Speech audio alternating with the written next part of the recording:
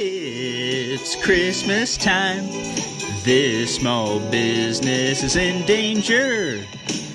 There's lots of awkward heterosexuality, and I'm here to review them. Well, we're back with the 12 days of Christmas movie reviews, and it seems fitting spending a lot of the pandemic for me watching old wrestling and laughing at it, that I now review Santa's Little Helper, starring Mike the Miz Mizzanin, AnnaLynne McCord, and Paige. The Miz stars as Dax, some sort of high-level real estate executive who has no problem evicting a youth center so the building can be destroyed at the beginning of the movie. Even right around Christmas, he does not care. But soon, the Miz, Dax, is laid off from his job, and in perfect Christmas movie timeline, everything starts to fall apart fast.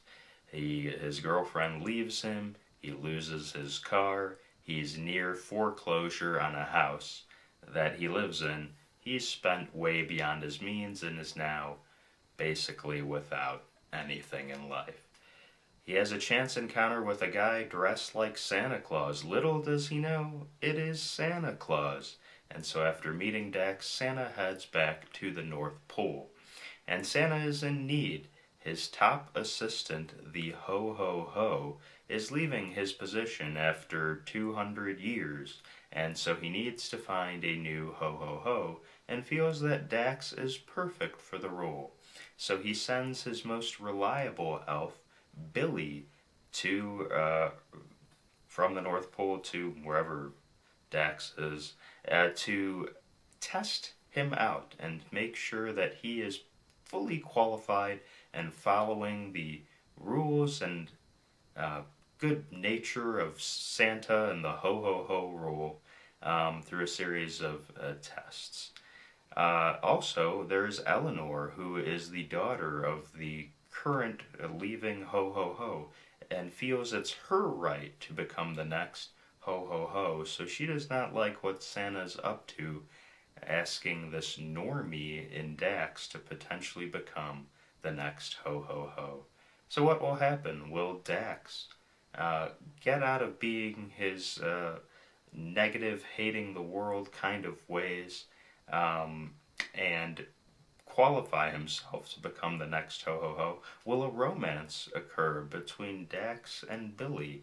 Or will Eleanor get her way and become the next Ho-Ho-Ho? Well, Santa's Little Helper certainly needs more than a little help.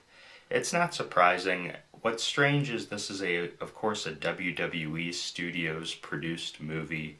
And what is odd is that the WWE chose to delve into Christmas movies, which is fine, but then went after a cheesy, heartwarming kind of movie as opposed to one filled with action.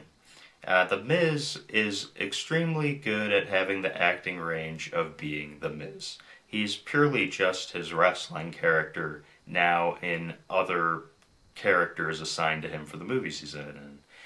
He's appeared in several sequels of The Marine, which I have watched The Marine for, and I will tell you that him being The Miz in that role is fine, because it's just an action movie and whatever.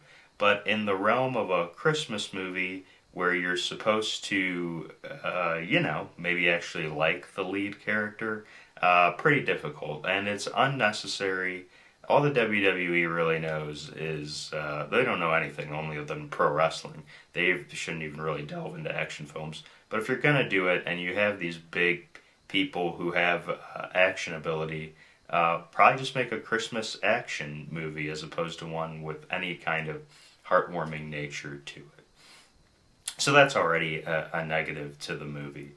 And it's the WWE, so you always have to feel a little like lowest common denominator. So why Santa's top assistant must be called the Ho-Ho-Ho is strange and not particularly funny, and it harkens back to the Attitude Era and the Ho train, and so I was just imagining the Godfather coming in with his hose, his Ho-Ho-Hos. So it just was I don't know. I don't know if that was meant to be funny or what. It's WWE studio level writers, so who knows? Um, you know, the movie was fine. I wouldn't say there was anything particularly funny. It was trying to be funny. Constantly, Dax believes he's interviewing for a role with some big hotshot business person. So yes, he mentions Trump, he mentions Mark Cuban, he mentions Elon Musk. Little does he know he's going to be getting a job with the biggest capitalist of them all, Santa Claus. So it's a good enough movie. You know the direction it's headed. They're building this romance between Billy, who is just a hot lady, but is an elf, but the ears aren't elfish, so that makes her self-conscious. Then there's just this weird dynamic where in the North Pole everybody is equal, and they talk about that, but yet Eleanor, who comes from the daughter of the ho-ho-ho, isn't in any way like that at all. She is at one point trash talking and is like, how does it feel to be losing to a girl? Even though it was told to us that elves they don't look at things that way and everything is equal in the North Pole. So there's just a lot of contradictions, which happens when you have a poorly written script, probably written by WWE writers, who knows. Anyway, I wouldn't watch the movie again. Were there little moments where I was like, I don't want to watch this movie anymore? Yeah. But it's fine. I have no idea who the demographic for this movie is.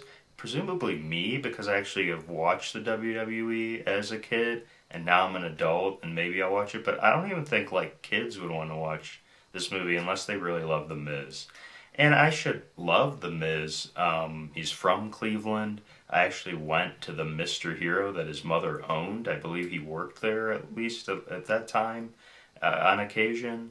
I feel I should like The Miz, but honestly, I just don't. He's not the most appealing character. Nevertheless, I will, for a movie, definitely, but, I still will be like, yeah, go Miz. You're from Cleveland. Whatever. I've already rated things so poorly with a lot of movies, so, sorry, my cat wants to get out of this room. She can wait. So whatever, on a scale of a partridge in a pear tree to 12 drummers drumming, I'll give Santa's Little Helper 5 golden rings. The 5 golden rings seeming a good symbol for the gold belts that these WWE stars wear, right? It's not a great movie, but fine, 5 out of 12, whatever. Well, join me next time. I'll be reviewing a Lifetime Christmas movie, Dear Christmas.